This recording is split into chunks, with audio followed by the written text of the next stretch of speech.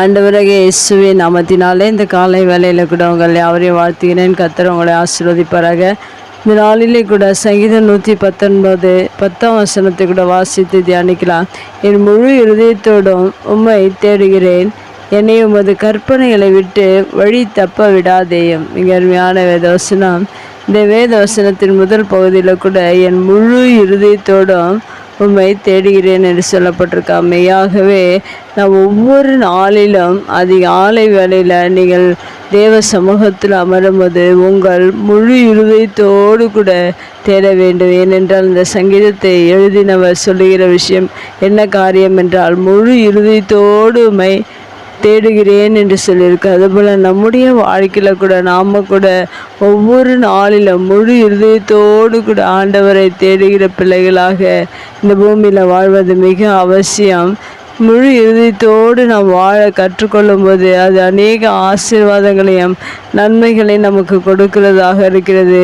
இந்த வேதவசனத்தில் அடுத்த பகுதி என்னை உமது கற்பனையை விட்டு வழி தப்ப விடாதேயும் என்று சொல்லப்பட்டிருக்கிறது. இன்று அநேக மனிதர்கள் வழி தப்பி போகிறார்கள்.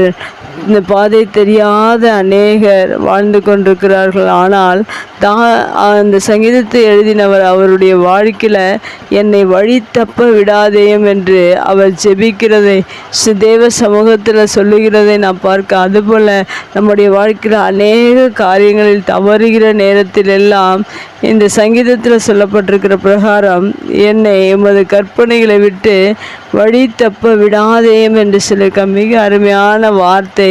இந்த வார்த்தையை நாம் அறிக்கை செய்யும் போது நம்முடைய வாழ்க்கையில் தேவனுக்கு பிரியமில்லாத இடத்துல நாம் செல்லாதபடிக்கு தேவனுடைய கற்பனையை நாம் கை கொள்ளுகிற பிள்ளைகளாக இருப்போம். கற்பனை விட்டு விலகாதபடிக்கு வழி தப்பாதபடிக்கு இருக்க வேண்டும் என்று இந்த வார்த்தை நம்ம கற்றுத்தருகிற. ஒவ்வொரு நாளிலும் நீங்கள் தேவனுடைய கற்பனைகள் என்றால் வேத வார்த்தைகளை குறிக்கிறது. ஒவ்வொரு நாளும் வேத வார்த்தையை நீங்கள் உங்கள் இருதயத்தில் வைத்து நீங்கள் ஒவ்வொரு நாளிலும் அவருடைய கற்பனையை விட்டு வழி தப்ப விடாதபடிக்கு ஆண்டவர் உங்களை காத்து நடத்துவார். ஒவ்வொரு நாளிலும் தேவன் நடத்த வல்லவராக இருக்கிறார்.